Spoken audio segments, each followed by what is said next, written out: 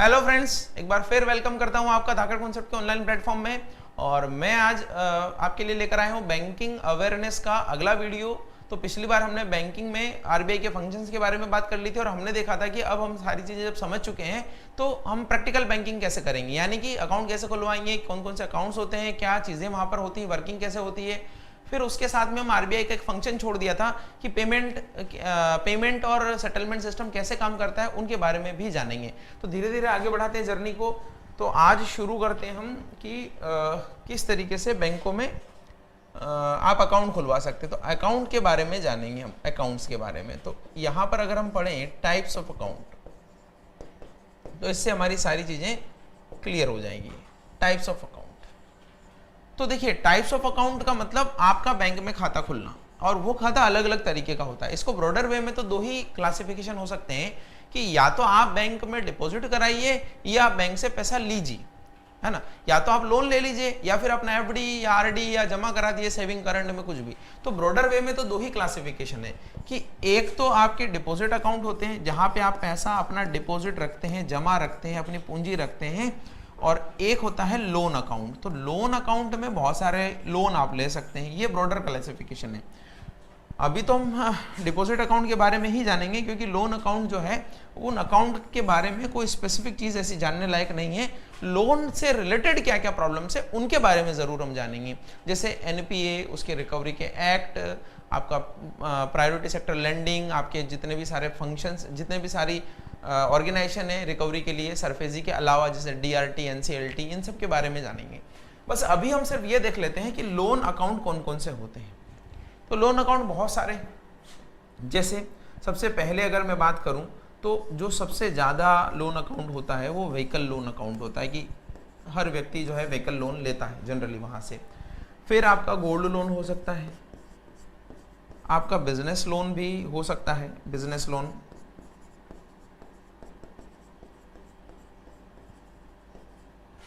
और क्या लोन हो सकता है, सीसी लिमिट हो सकती है आपकी, कैश क्रेडिट लिमिट, ये भी बिजनेस लोन का ही पार्ट है, वर्किंग कैपिटल के रूप में काम में आती है। वर्किंग कैपिटल के रूप में काम में आती है, तो ये हो सकता है। और क्या हो सकता है, और आपका जो सैलरीड एम्प्लॉय का लोन होता है, यानी पर्सनल लोन हो सकता है। तो ये पर्सनल लोन में बहुत सारे लोन आ जाएंगे, CC limit, business, gold, vehicle, ये बहुत सारे लोन आपके हो सकते हैं। वैसे तो डिपॉजिट पर भी लोन मिल सकता है, तो ये मैंने जनरल बताएं। एक और बड़ा सेक्टर हमने छोड़ दिया, होम लोन। होम लोन भी हो सकता है। तो ये बहुत सारे तरह के लोन आपके चलते हैं, और इन लोन को लेने के लिए हर बैंक का अलग अलग प्रोसेस, अलग अलग इंटरेस्ट रेट, अलग अलग डॉक्यूमेंट बहुत सारे हैं। तो वो हमारे लिए काम के नहीं है। हमारे लिए ये काम के हैं कि लोन लेने पर क्या चीज़ें वर्किंग होती है, और फिर लोन लेने के बाद नहीं चुकाया जाता है तो क्या होता है, बैंकों को कहाँ रेस्ट्रिक्शन है कि किसको लोन देना ही देना है, यानी कि प्रायोरिटी सेक्टर लेंडिंग। फिर अगर लोन डूब जाता है तो उससे रिलेटेड क्या चीजें हैं, जैसे अभी ओवरराइट किया गया, आपको राइट ऑफ किया गया, आपको पता होगा 64,000 करोड़ का लोन जो है कई सारे बैंकों ने, मान लिया नीरव मोदी वगैरह, इनका राइट ऑफ कर दिया। तो राइट ऑफ क्या होता है, अगर रिकवरी हो सकती है तो उस रिकवरी के लिए क्या क्या मेजर्स लिए जाते हैं, क्या क्या हमारे पास में रूल्स है, ऑर्गेनाइजेशन है, संस्थाएं हैं जिनके द्वारा हम रिकवरी कर सकते हैं। रिकवरी करते हैं तो उससे रिलेटेड इंटरेस्ट का क्या प्रोविजन है। तो ये कई सारी चीजें जो हमारे सेकंड पार्ट में आएगी। अभी आज जो हम पढ़ने वाले हैं वो पढ़ने वाले हैं डिपॉजिट्स में। और डिपॉजिट्स में देखिए, ये जो डिपॉजिट अकाउंट है ये दो तरीके के हैं। कुछ डिपॉजिट्स अकाउंट तो हैं जो हम बोलते हैं डिमांड डिपॉजिट है, और कुछ डिपॉजिट हैं वो है टर्म डिपॉजिट। तो आज हम सिर्फ डिमांड डिपॉजिट के बारे में जानेंगे। तो ये बहुत सारा बड़ा चैप्टर है। एक चैप्टर मैंने बताया आपको हिस्ट्री, दूसरा चैप्टर हमने हिस्ट्री और टाइप्स ऑफ बैंक, दूसरा तरीके का चैप्टर मैंने आपको बताया कि आरबीआई के क्या फंक्शन है, आरबीआई कैसे फंक्शन करता है। अब आप इसको तीसरा चैप्टर कंसीडर कर सकते हैं कि ये जो है हम प्रैक्टिकल बैंकिंग में आ रहे हैं। और प्रैक्टिकल बैंकिंग में पहले जानते हैं अकाउंट्स के बारे में, फिर बहुत सारी चीज़ों के बारे में जानेंगे। तो इस तरीके से हम आगे बढ़ेंगे। तो अगर आप स्ट्रक्चर वे में रखेंगे याद तो याद रहेगा। अब आप सिर्फ हम आज डिमांड ही पढ़ेंगे। उस डिमांड में भी आपके दो तरीके के अकाउंट है, तो उनके बारे में हम जानते हैं। तो सबसे पहले टाइप्स ऑफ अकाउंट और खातों के प्रकार, हिंदी में इसको बोलते हैं खातों के प्रकार, इसको बोलते हैं टाइप्स ऑफ अकाउंट। और खातों के प्रकार में जो सबसे पहला टाइप्स है वो मैंने बताया आपको, वो है डिपॉजिट अकाउंट। और डिपॉजिट अकाउंट में भी एक सब टाइप बताया मैंने आपको, डिमांड डिपॉजिट। और डिमांड डिपॉजिट के दो सब टाइप हैं, उसके बारे में हम बात करेंगे आज। तो है सेविंग अकाउंट और करंट अकाउंट, इनके बारे में बात करेंगे। ठीक है, तो देखिए ये जो डिपॉजिट अकाउंट है इसको जमा खाता बोलते हैं, यानी अपना पैसा आप जमा खाते में जमा कराइए, आपका पैसा सिक्योर है, उस पर कुछ पर इंटरेस्ट मिलता है, कुछ पर नहीं भी मिलता है, जैसे करंट पर नहीं मिलता है, सेविंग पर मिलता है, और वो पैसा आप कभी भी निकाल सकते हैं। डिमांड डिपॉजिट का मतलब है when you will demand your money the bank will pay you back, यानी जब भी आप अपना डिमांड करेंगे तो बैंक आपको पे बैक करेगा। ऐसा नहीं है कि आप 1 साल का बोला था 1 साल बाद आइएगा, जैसे एफडी में वो रेस्ट्रिक्शंस कर सकते हैं, इसमें नहीं कर सकते हैं।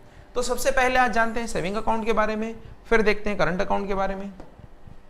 तो saving account, saving account, saving account को हम बोलते हैं बचत खाता।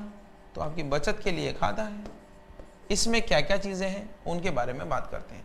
तो आप लोग जितने भी जनरल पर्सन जो होते हैं, जो बिजनेसमैन नहीं होते हैं, चाहे स्टूडेंट हो, चाहे नौकरी पेशा वाले हों, चाहे आप जो जनरल अपना कामगार हो, मजदूर हो, इन सब का एक सेविंग अकाउंट खुलता है।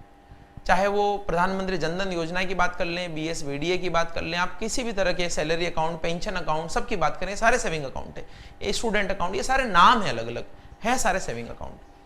तो सेविंग अकाउंट में क्या क्या फीचर्स हैं उनके बारे में बात करते हैं, उनके बारे में समझते हैं। सेविंग अकाउंट के फीचर्स, एक तो सबसे बड़ा फीचर है कि इस पर ब्याज दिया जाता है। अब देखिए इसी फीचर्स में हम थोड़ी और बातें भी जानेंगे, या अभी जान लेते हैं। चलिए देखिए, इंटरेस्ट, ब्याज दिया जाता है। ब्याज दिया जाता है तो उसमें 2-3 टर्मिनोलॉजी आएगी, उसको समझिएगा। एक तो सबसे पहले कि जो आपका इंटरेस्ट दिया जाता है उसकी रेट, फिर दूसरी टर्मिनोलॉजी आएगी कि उसका कैलकुलेशन, और तीसरा आएगा उसका पेमेंट। ये 3 चीजें आपको समझनी है। सबसे पहले हम बात करते हैं रेट की, कितने रेट से ब्याज दिया जाता है। तो ये कई बार क्वेश्चन भी बनता है कि कौन डिसाइड करता है कि कितनी दर होगी। तो देखिए पहले तो आरबीआई डिसाइड करता था 2011 तक, लेकिन अब जो है बैंक इटसेल्फ डिसाइड करते हैं। बैंक इटसेल्फ, बैंक खुद ही डिसाइड करते हैं कि दर क्या होगी, नंबर 1। दूसरा, इसमें क्या चीज है, और इसमें यह है कि रेट अगर बैंक ने खुद ने डिसाइड कर दी है तो वो क्या कुछ ऐसा है क्या कि मिनिमम इतना तो देना ही है, ऐसा कुछ भी नहीं है। आप बस ये ध्यान रखिए कि जैसे पहले रेट 4% हुआ करती थी, फिर बाद में कम करते करते एसबीआई ने अभी अप्रैल में 2020 में 2.75% कर दी। कुछ बैंकों की 3 है, कुछ की 3.5 है, कुछ की 4 है। ये सारी रेट्स आपकी हो सकती हैं। तो ये बैंक के ऊपर निर्भर करता है कि वो कितना इंटरेस्ट से सेविंग अकाउंट खाता धारकों को ब्याज देता है। अब इस रेट में कॉन्सेप्ट आप समझिएगा, वो थोड़ा अलग है। आरबीआई ने क्या बोला है, आरबीआई ने एक यहां पर रेस्ट्रिक्शन लगा दिया इस रेट में। वो रेस्ट्रिक्शन ये लगा दिया है कि कई सारे बैंक क्या करते हैं, वो ये बोलते हैं कि कुछ खातों को तो हम ज्यादा दर से ब्याज देंगे, कुछ अकाउंट को हम जो है कम दर से ब्याज देंगे, हमारा डिस्क्रिप्शन रहे। क्योंकि कुछ अकाउंट में क्या है, बहुत सारा पैसा पड़ा रहता है, और कुछ अकाउंट में 0 बैलेंस होता है, या 100 रुपया, 2000, 5000, 10,000 ऐसा रुपया होता है। तो यहां पर आरबीआई ने क्या बोला है, इसको अलग करने के लिए उन्होंने इस इंटरेस्ट रेट को बोला है कि आप 2 पार्ट में कर सकते हैं। एक तो ये कि 1 लाख तक जमा वाले खाते, और एक ये कि 1 लाख से प्लस जमा वाले खाते। 2 तरह के खातों में आप बाइफरकेट कर सकते हैं, यानी आप 2 दरें रख सकते हैं। आपको क्या करना है, 1 लाख तक जिनके खाते में डिपॉजिट है, जिनका बैलेंस 1 लाख तक है, उनको आप सिंगल रेट से ब्याज दर देंगे, चाहे उसका 10,000 है, चाहे 50,000 है, चाहे 1 लाख है, चाहे 80,000 है, उनको एक ही दर से ब्याज देंगे। ऐसा क्यों? क्योंकि छोटे लेवल पर आप डिस्क्रिमिनेशन नहीं कर सकते। 1 लाख तक डिपॉजिट मतलब बहुत रेयर है कि 1 लाख से ज्यादा डिपॉजिट सेविंग अकाउंट में होता है, जनरली वो फिर बिजनेसमैन के अकाउंट में होता है। यानी ये समझिए कि 80% लोगों के खाते में, 90% लोगों के खाते में 1 लाख से कम ही डिपॉजिट होता है। तो उनके लिए उन्होंने बोला है कि ब्याज की दर सेम होनी चाहिए, यानी 50,000 डिपॉजिट वाले को भी वही ब्याज देना पड़ेगा जो 70,000 वाले को दे रहे हैं, 80,000 वाले को दे रहे हैं, 90,000 वालों को दे रहे हैं। लेकिन 1 लाख प्लस जमा वालों को आप डिफरेंशिएट ब्याज दे सकते हैं, यानी आप विभेदित ब्याज दर दे सकते हैं। हो सकता है आप 1.5 लाख वालों को 4% दें, 2 लाख या 5 लाख वालों को 6% दें, या उससे ऊपर वालों को और परसेंट दें। ये आपकी कैपेसिटी के ऊपर है कि आप कितना दीजिए। तो लेकिन ये जो डिस्क्रिमिनेशन आप करेंगे वो ऐसे ही कर सकते हैं, 1 लाख तक जमा वालों को एक ब्याज, 1 लाख से जमा वालों को ज्यादा ब्याज। तो ये आपका इसी में आता है। अब हम देखते हैं कि ये जो 1 लाख है, ठीक है, आपने 1 लाख का क्राइटेरिया बना दिया, कोई प्रॉब्लम नहीं। अभी हम इसी पॉइंट को देखने, ध्यान रखिएगा। इसमें मैंने बताया कि बैंक रेट कौन डिसाइड करता है, सेविंग अकाउंट पर रेट कौन डिसाइड करता है, बैंक इटसेल्फ। ये कितना होगा वो बैंक खुद डिसाइड करेगा। अभी एसबीआई का मैंने एक एग्जांपल लिया कि ये है कितना, 2.75 है। दूसरा मैंने बताया कि ये डिस्क्रिमिनेशन हो सकता है कि ब्याज दर किसी की कम हो, किसी की ज्यादा हो। जैसे मान लो किसी को इतना ही ब्याज दे रहा है आरबीआई और किसी को हो सकता है कि एसबीआई जो है 4% दे रहा हो, तो ये अलग अलग आपका ब्याज हो सकता है, इसमें कोई प्रॉब्लम नहीं है। तो अभी 2 हो सकता है, किसी को 4 दे, किसी को 5 दे। जैसे कोटक महिंद्रा वगैरह ज्यादा 6% का ब्याज दर भी देते हैं। तो मैंने उसमें बताया कि एक कस्टमर है 1 लाख तक ब्याज वाले, 1 लाख तक जमा वाले, एक है 1 लाख से ज्यादा जमा वाले। अब 1 लाख से जमा का क्या मतलब है, इसके बारे में मैं आपको थोड़ा क्लियर करना चाह रहा हूं। 1 लाख तक जमा का क्या मतलब है? जैसे अगर आपने अपने खाते में एक दिन 5 लाख रुपए डलवाए और दूसरे दिन वापस आउट कर लिए, निकाल लिए, विड्रॉ कर लिए, तो क्या आपका खाता वो फर्स्ट कैटेगरी में आएगा कि 1 लाख तक का ब्याज है, या सेकंड कैटेगरी में आएगा कि 1 लाख से ज्यादा ब्याज वाले? तो देखिए यहां पर ये जो 1 लाख का बैलेंस है, इसको हम बोलते हैं, वो बैलेंस उसको हम बोलते हैं कहां, यहां लिख दें, quarterly average balance, QAB, quarterly average balance. अब ये क्वार्टरली एवरेज बैलेंस क्या है? तो क्वार्टरली एवरेज बैलेंस का सीधा सा मतलब है कि जितना आपके खाते में पैसा रखा गया है, कभी 10, कभी 20, कभी 50, कभी 100, कभी 1 लाख, कभी 2 लाख, कभी 5 लाख, इन सबको जोड़ दीजिए। और क्वार्टर होता है 3 महीने का, तो 3 महीने में दिन होते 90, तो उन सारे अमाउंट को 90 से, आपको एवरेज का फॉर्मूला बहुत अच्छे से पता होगा, मैथमेटिक्स में पढ़ा होगा, जितना पैसा आपके हर दिन का बैलेंस का उसको जोड़िए और 90 से डिवाइड कर दीजिए। जैसे किसी दिन आपके खाते में 5,000 रुपए थे, डे एंड बैलेंस की हम बात कर रहे हैं, 5,000 रुपए थे, अगले दिन आपके खाते में 10,000 हो गए, और फिर उसके बाद आपके खाते में 5 लाख हो गए। तो देखिए 3 दिन का एवरेज अगर मैं निकालूंगा तो 3 से भाग लगा दूंगा। वैसे ही 3 महीने का एवरेज निकालना है तो 3 से भाग लगा देंगे। अब आप चिंता में आ गए होंगे कि कहीं बैंक जाकर आपको यही काम तो नहीं करना है इतना सारा, लेकिन आप चिंता नहीं करिए, वहां पे आपका एक साथी अवेलेबल होगा और उसका नाम है कंप्यूटर। तो कंप्यूटर ये सारा काम 1 मिनट में कर देता है, मिनट भी नहीं लगता है, तो बहुत जल्दी वो ये काम कर देता है। तो आपका जो बैलेंस काउंट होगा कि आप 1 लाख से ऊपर वाले क्राइटेरिया में है या 1 लाख से नीचे वाले क्राइटेरिया में है, वो डिसाइड होगा QAB पर, क्वार्टरली एवरेज बैलेंस पर। और क्वार्टरली एवरेज बैलेंस के अनुसार ही आपके खाते पर ब्याज मिलेगा, अगर वो बैंक ऐसी फैसिलिटी देता है कि 1 लाख से ऊपर, 1 लाख से नीचे। तो ये तो हो गई दर की बात। अब बात करते हैं कैलकुलेशन कैसे होता है। तो कैलकुलेशन जैसा मैंने बताया, एक बार आपका क्राइटेरिया डिसाइड हो जाए, कुछ बैंक तो ध्यान रखिएगा, कुछ बैंक तो 1 लाख से नीचे भी वही ब्याज देते हैं, 1 लाख से ऊपर भी वही ब्याज देते हैं, तो उसमें तो कोई प्रॉब्लम ही नहीं है। इन पर कैलकुलेशन कैसे होता है? ये कैलकुलेशन होता है डे एंड बैलेंस पर, डे एंड बैलेंस पर। थोड़ा मैथमेटिक्स अगर आपकी सही है तो अभी आपको बात समझ में आ जाएगी। मान लीजिए ब्याज की दर 4% है, तो ऐसा नहीं है कि 100 रुपए का 4% यानी 4 रुपये आपको रोज मिलेगा। अगर 4 रुपये आपको रोज मिलेगा तो 25 दिन में तो आपका 100 रुपया ब्याज मिल जाएगा, तो 25 दिन में आपका धन डबल हो जाएगा। इतना डबल धन तो फ्रॉड स्कीम वाले भी नहीं करते हैं, वो भी 5-6 महीने का बोलते हैं। ये 4% जो है ये एन्युअली, पर एनम, एन्युअली। और जब एन्युअली ब्याज आप गिनते हैं तो उसको ऐसे नहीं गिनते 100 पे 4। इसका मतलब ये है कि 365 दिन में आपको 4 रुपया मिलेगा, 365 दिन में 4 रुपया मिलेगा। तो डे एंड बैलेंस का क्या मतलब हुआ कि आपको हर दिन कितना ब्याज मिलेगा वो काउंट होता रहेगा। यानी एक दिन आपका 5,000 रुपया ब्याज मिला, सॉरी 5,000 बैलेंस है, तो 5,000 का 4% का एक दिन का कितना होगा। अगले दिन आपका 10,000 है, तो 10,000 का 4% का एक दिन का कितना होगा, इस दर से 365 से डिवाइड करेंगे तो एक दिन का निकल जाएगा। ऐसे ही आपका हर दिन का डे एंड बैलेंस पर ब्याज कैलकुलेट होता रहता है। तो कैलकुलेशन समझ में आया, रेट समझ में आया। अब बात करते हैं पेमेंट कैसे होगा। तो जैसा कि हमने बोला कि हर दिन का ब्याज कैलकुलेट होगा, लेकिन हर दिन का ब्याज कैलकुलेट होगा, मिलेगा नहीं हर दिन। मिलने का मतलब यह है कि पता लगा आप जो है रोज बैंक में पूछने के लिए चले गए कि आज 50 पैसा मिला क्या, कल 1 रुपया मिला क्या, कल 2 रुपया मिला, क्योंकि इतना ही मिलता है, 10, 20, 50 हजार पे तो इतना ही ब्याज मिलता है, ज्यादा नहीं मिल पाता है। तो आप रोज न पूछने जाएं, इसीलिए उनको पेमेंट का जो है, कुछ बैंक आपका क्वार्टरली करते हैं, कुछ बैंक उससे भी अलग जो है करते हैं, लेकिन वो क्वार्टरली जनरली आपका क्वार्टरली ही किया जाता है। पहले 6 मंथ का था, अभी क्वार्टरली करते हैं। कुछ बैंक हो सकता है उससे पहले दे, तो आरबीआई को प्रॉब्लम नहीं है, अगर मंथली करना चाहे तो वो कर सकते हैं। तो क्वार्टरली पेमेंट करते हैं, यानी 3 महीने का जितना इकट्ठा हुआ है ब्याज वो एक साथ पेमेंट कर दिया जाएगा। समझ में आया? तो ये आपका इंटरेस्ट की कहानी है पूरी। इंटरेस्ट सेविंग अकाउंट पर दिया जाता है। उसकी दर के बारे में अगर बात करें तो दर बैंक खुद डिसाइड करेंगे, वो कितनी भी हो सकती है। उसमें आप बाइफरकेशन डिफरेंशिएशन कर सकते हैं, 1 लाख से कम, 1 लाख से ज्यादा वाले पे।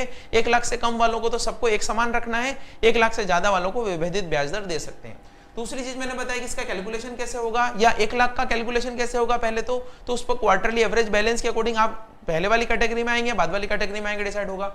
फिर कैलकुलेशन कैसे होगा कि आपको कितना ब्याज मिलेगा, तो वो डे एंड बैलेंस पर होता है। डे एंड बैलेंस पर हर दिन का ब्याज कैलकुलेट होगा, और हर दिन का ब्याज कैलकुलेट होके एक साथ जब हो जाएगा क्वार्टरली, तो उसका आपका पेमेंट हो जाएगा। तो ये आपका है interest is given on saving account. अब interest is given on saving account, ये एक आपका पहला फीचर था जो मैंने आपको बताया। सेविंग अकाउंट का पहला फीचर था कि इस पर ब्याज दिया जाता है। तो थोड़ा रंगीन करते हैं जीवन को। चलिए, ये मैंने बताया कि इंटरेस्ट दिया जाता है, ठीक है। अब दूसरी बात करते हैं। दूसरी बात सेविंग अकाउंट पर क्या चीज है?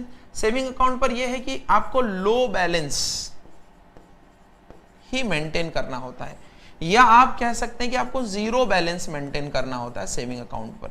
कुछ खातों में जीरो बैलेंस है, जो बहुत ही लोअर इनकम ग्रुप वाले हैं उनको जीरो बैलेंस है, या फिर आपका खाता किसी नेशनलाइज बैंक में है, आपके पास ठीक ठाक पैसे हैं, तो भी वो 500 या 1000 रुपए का बैलेंस ही मेंटेन कराएगा। कुछ प्राइवेट बैंकों में 10,000 का बैलेंस होता है, लेकिन फिर भी मोस्ट ऑफ द बैंकों में काफी कम बैलेंस होता है। तो लो मिनिमम बैलेंस होता है आपका।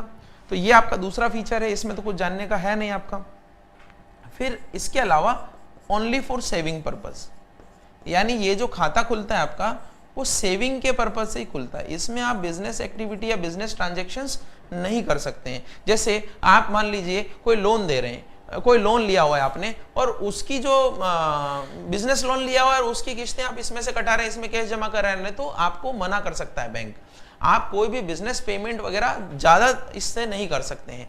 ये बैंक करते नहीं है क्योंकि कंपटीशन आजकल बहुत है, अदरवाइज कर सकते हैं। जैसे इसमें लिमिटेड ट्रांजैक्शन भी होते हैं। लिमिटेड ट्रांजैक्शन का मतलब यह है कि साल में कितने ट्रांजैक्शन कर पाएंगे वो भी होता है। अब आप आश्चर्य कर रहे होंगे, आपको बैंक ने तो कभी बताया नहीं ऐसा। वो नहीं बताएगा क्योंकि आप साल में 50-100 ट्रांजैक्शन ही करते हैं। हर बैंक का अलग अलग ट्रांजैक्शन का क्राइटेरिया फिक्स है। अगर उसके बाहर कोई जाता भी है तो जनरली इग्नोर ही करते हैं। ऐसा नहीं है जैसे लोकर पे 12 बार ही लोकर खोल सकते हैं बैंक में, जनरली ऐसा ही रहता है। लेकिन आप ज्यादा बार खोलते हैं तो ठीक है, बैंक चाहे तो चार्ज लगा सकता है, लेकिन चूंकि कस्टमर सर्विस देना है, इवन अब तो चार्ज और कम करा जा रहा है बैंक कई सारे फैसिलिटीज पर। डीडी बनाने का चार्ज नहीं, इसका चार्ज नहीं, उसका चार्ज नहीं। इसी तरीके से वो आपको ये फैसिलिटी भी देता है, लेकिन जब चाहे रोक सकता है। लिमिटेड ट्रांजैक्शन की फैसिलिटी ही इसमें होती है। तो क्या क्या फीचर्स हमने देखे? इंटरेस्ट दिया जाता है, इंटरेस्ट के बारे में बहुत सारी चीजें देखी। लो बैलेंस होता है इसमें, सेविंग के पर्पज से है, लिमिटेड ट्रांजेक्शन है, और इसमें अगर आप और देखें तो इसमें इंक्लूड किए जाते हैं पेंशन अकाउंट, वो भी सेविंग अकाउंट है। आपका स्टूडेंट अकाउंट है, वो भी सेविंग अकाउंट है। अगर आपका कोई सैलरी अकाउंट है तो वो भी सेविंग अकाउंट ही है। ये सारे सेविंग अकाउंट है।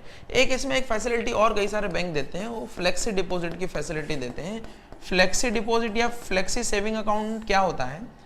फ्लेक्सी सेविंग अकाउंट का मतलब ये है कि आपको एफडी और सेविंग अकाउंट का कॉम्बो देंगे वो आपको। कॉम्बो का मतलब क्या है समझिएगा थोड़ा। आप अगर सेविंग अकाउंट में ब्याज जमा कराते हैं तो उस पर तो बहुत कम इंटरेस्ट होता है, 3% मान लीजिए आज की तारीख में। एफडी पर 6% या 5% ब्याज है। तो ज्यादा ब्याज किस पर है? एफडी पर। और कम ब्याज किस पर है? सेविंग पर।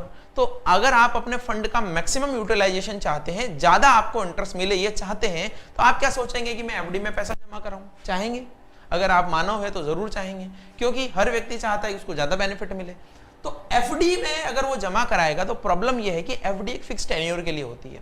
मान लीजिए आपने 1 साल की एफडी कराई और आपको क्या करना है, उसमें से पैसा इमरजेंसी में निकालना है, तो आप निकाल नहीं पाते हैं। और अगर निकालने भी देता है बैंक तो पेनल्टी लगाता है, क्योंकि आपने बोला 1 साल का था और आप जल्दी से निकाल रहे हैं। इसको जब हम पढ़ेंगे तो मैं आपको बताऊंगा कि प्री मैच्योर पेनल्टी क्या है। तो कई सारे लोग क्या करते हैं, फिर सेविंग में पैसा रखते हैं। सेविंग में पैसा रखते हैं इसलिए कि कभी भी जरूरत पड़ जाए। तो ये जो आपका डिपॉजिट फ्लेक्सी डिपॉजिट अकाउंट होता है, ये इन दोनों का कॉम्बो देता है। ये कॉम्बो कैसे देता है? मान लीजिए आपके खाते में 5 लाख रुपए पड़े रहते हैं, लेकिन आपको जरूरत पड़ जाती है, कभी भी 2 लाख की 3 लाख की जरूरत पड़ जाती है, तो आपको वो क्या फैसिलिटी देता है? वो आपको बोलता है कि आप एक मिनिमम अमाउंट रख लो अपने खाते में, 50,000 मान लीजिए। आप डिसाइड करोगे, आपने डिसाइड किया 50,000, फिर बचे कितने? बचे 4.5 लाख। 4.5 लाख की वो क्या बना देगा? एफडी। तो कम से कम 4.5 लाख पे तो आपको अच्छा ब्याज मिलेगा, एफडी का ब्याज मिलेगा। अब क्या होगा? मान लीजिए आपको इमरजेंसी फंड की जरूरत पड़ गई, तो आपको बैंक भाग के जाना नहीं पड़ेगा कि यार देखो मेरे को पैसे की जरूरत है, आप दे दो। बैंक में ऑटोमेटिक सिस्टम होगा कि मान लीजिए आपका 3 लाख का चेक आया, 3 लाख का चेक आया, तो वो 50,000 तो आपके खाते में पड़े ही हैं, यहां से और पैसे निकाल के वो 3 लाख का चेक क्लियर कर देगा, और बाकी बचे हुए पैसे एफडी में पड़े रह जाएंगे और यहां पर फिर 50,000 जमा हो जाएंगे। यानी 50,000 तक अगर आपको जरूरत है तब तो आपको कुछ भी निकालने की जरूरत नहीं पड़ेगी।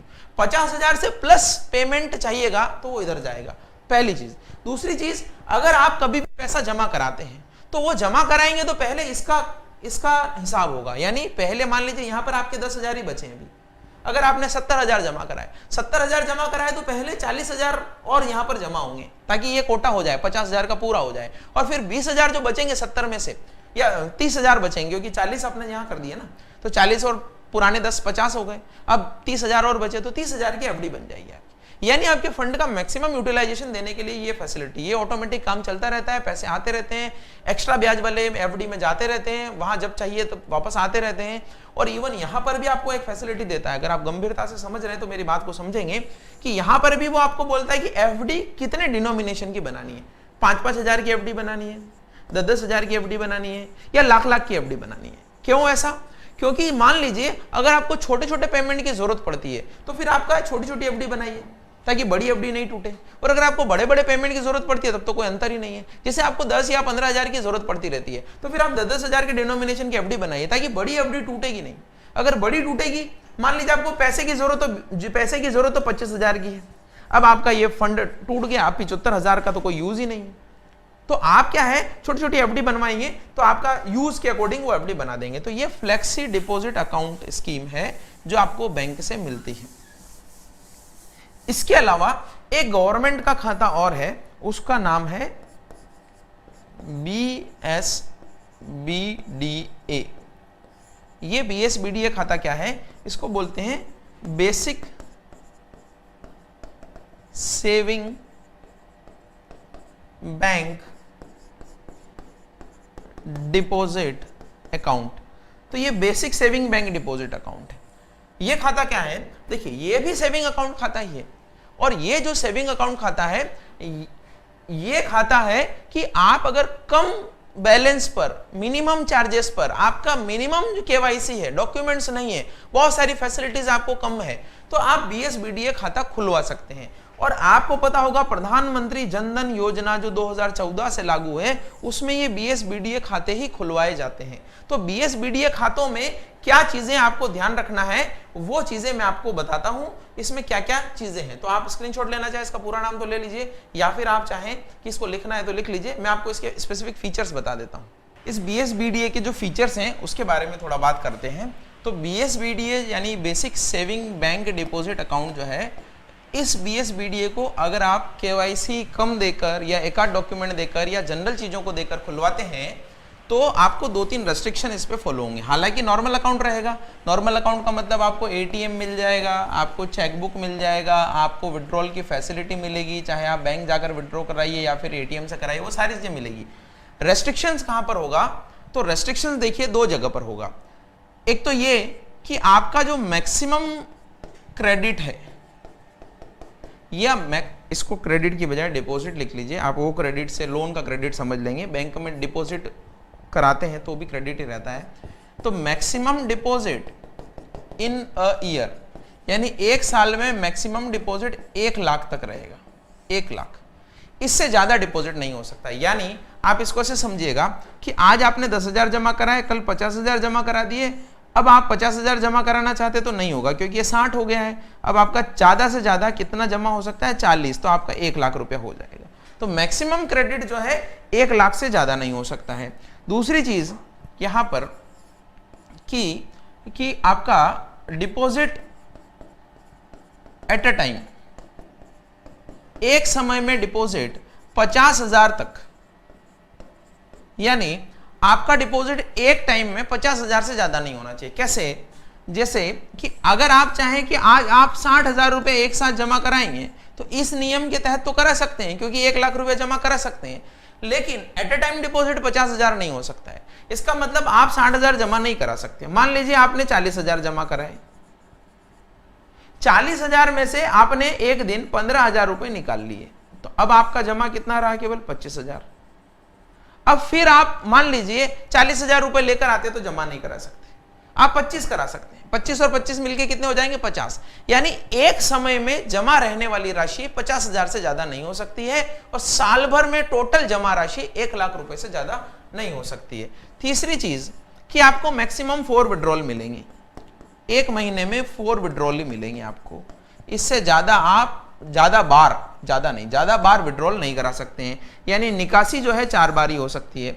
और एक और चीज कि आपको 10,000 की लिमिट है, 10,000 की सीमा तक ही आप विड्रॉ करा सकते हैं, इससे ज्यादा नहीं। यानी एक बार में 10,000 से ज्यादा का विड्रॉल आप नहीं करा सकते हैं। तो ये 4 तरह के नियम हैं जो आपको फॉलो करने हैं, और BSBDA अकाउंट खुलवाते समय इनका ध्यान रखना है। अगर आप BSBDA अकाउंट एक नॉर्मल तरीके से खुलवा रहे हैं, यानी आप इसे समझिएगा कि BSBDA का मतलब क्या है। BSBDA को पहले नो फ्रिल अकाउंट बोला जाता था, नो फ्रिल अकाउंट। तो नो फ्रिल अकाउंट का मतलब होता था कि विदाउट एनी चार्जेस, तो कई सारे लोग ये BSBDA अकाउंट खुलाते हैं और विदाउट एनी चार्जेस, यानी मिनिमम बैलेंस और दूसरे ऑपरेटिव बैलेंस वगैरह कुछ नहीं रखना होता है। तो आप अगर BSBDA अकाउंट, आपके पास KYC है, 2 तरीके हो सकते हैं। या तो आपके पास फुल KYC है और आप बिना चार्ज के अकाउंट खुलाना चाहते हैं, विदाउट चार्ज, तो आप BSBDA खुलाइए, आपको वो रेस्ट्रिक्शन भी नहीं रहेंगे। लेकिन अगर आपके पास KYC पूरा नहीं है, और आप अगर BSBDA अकाउंट खुलवाएंगे तो उसको हम बोलते हैं स्मॉल BSBDA अकाउंट। तो ये स्मॉल BSBDA अकाउंट में रेस्ट्रिक्शंस रहते हैं। यानी आपका पास नो योर कस्टमर, ये हम आगे पढ़ेंगे। नो योर कस्टमर का मतलब होता है, KYC का मतलब होता है ये स्पेसिफिक डॉक्यूमेंट जो आपकी पहचान और आपका एड्रेस निर्धारित करते हैं। तो अगर आपके पास डॉक्यूमेंट नहीं है, कम डॉक्यूमेंट में, एक आध डॉक्यूमेंट में खाता खुला रहे तो स्मॉल BSBDA कहलाता है। और अगर आप इसमें खुलवा रहे तो आप खाता खुलवाइए, आपको चार्ज नहीं लगेगा, लेकिन आपका फुल KYC, फुल फैसिलिटीज आपको मिलेगी। तो ये BSBDA अकाउंट है। और प्रधानमंत्री जनधन योजना में कई सारे BSBDA अकाउंट खुले हैं, और प्रधानमंत्री जनधन योजना और BSBDA अकाउंट ने क्या किया है, भारत में फाइनेंशियल इंक्लूजन को बढ़ावा दिया है। फाइनेंशियल इंक्लूजन का मतलब है कि आपका वित्तीय समावेशन को बढ़ावा दिया गया है।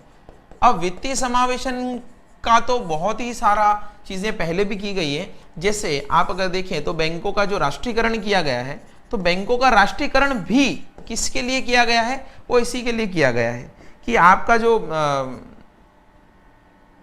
राष्ट्रीयकरण भी इसलिए किया गया है कि फाइनेंशियल इंक्लूजन पूरा हो।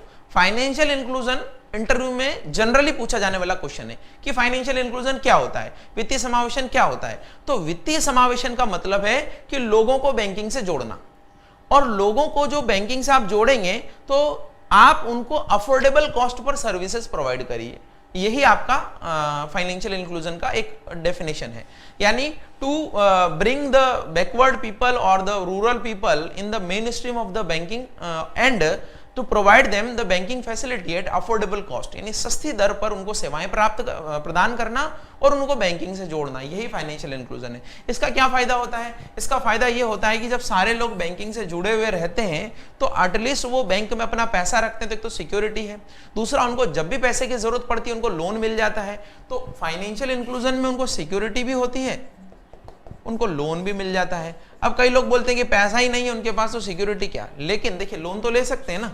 तीसरी चीज क्या है, अगर मान लीजिए लोन लेकर कुछ छोटा मोटा बिजनेस करते हैं तो उसमें उनको कैपिटल मिलती है, प्लस छोटा मोटा पैसा अगर आप बैंक में जमा करते हैं तो आप पेमेंट भी तो बैंक के थ्रू करेंगे, और जब आप पेमेंट बैंक के थ्रू करेंगे तो सामने वाला भी तो बैंक के थ्रू पेमेंट लेगा, तो कैश का जो ट्रांजेक्शन है, कैश का जो ट्रांजेक्शन है वो कम हो जाएंगे। और कैश का ट्रांजेक्शन होने का मतलब कि आपका जो इकोनॉमी है उसमें व्हाइट मनी बढ़ती जाएगी, यानी लेन देन जो है पारदर्शी होंगे, ट्रांसपेरेंट होंगे, और हम इजीली डिटेक्ट कर पाएंगे कि पैसा कहां से कहां मूव हो रहा है।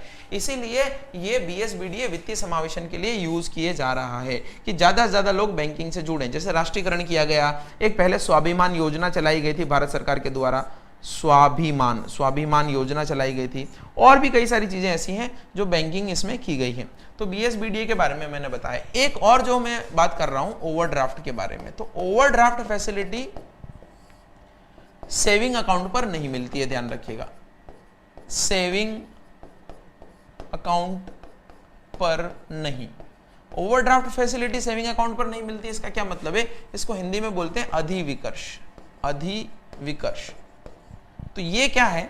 अगर आपके अकाउंट में कितना जो पैसा पड़ा है उससे ज्यादा आपको चाहिए, तो कई बार बैंक आपको फैसिलिटी देते हैं कि ठीक है निकाल लीजिए, तो 5-10 दिन में वापस कर दीजिएगा, थोड़ा ब्याज लगेगा बस आपको।